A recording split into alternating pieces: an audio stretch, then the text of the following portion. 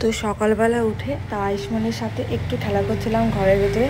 আয়ুষ্মান আমাদের ঘরের ভিতরে যে ময়ূরটা আছে না, ওটা কিন্তু বেশ পছন্দ করে। ও যতই কান্নাকাটি করুক, যাই করুক, রাত হোক আর দিন, এখানে নিয়ে আসলে কিন্তু চুপ হয়ে যায়।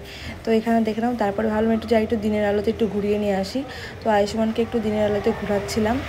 আর ও না খুব ভালোবাসে এরকম হালকা হালকা হাওয়া, বাইরের এরকম আমাদের ব্যালকনির নিচে দিয়ে কিন্তু রাস্তা, এখানে কিন্তু অনেক গাড়ি ঘোড়া যায়, দেখতে খুব পছন্দ করে। তাই ওকে একটু দেখাতে নিয়ে এসেছিলাম, ঘোরাতে নিয়ে এসেছিলাম। আর সূর্যের আলো তো খুবই ইম্পর্টেন্ট বাচ্চাদের জন্য, তার জন্য ওদেরকে একটুখানি সূর্যের আলোতেও একটু আমি মাঝে মাঝে সকালের দিকে নিয়ে আসি। আর দেখে নাও, আয়ুষ্মানকে আমি একটু দাঁড় করানো শিখেছিলাম, ও একদম বসতে চায় না, খুব দুষ্টু।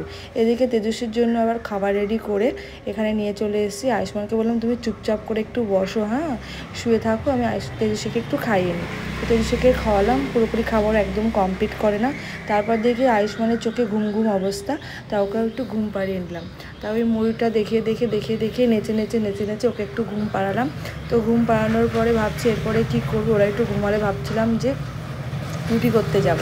এরপরে দেখো না, দুজনে ঘুমাচ্ছে।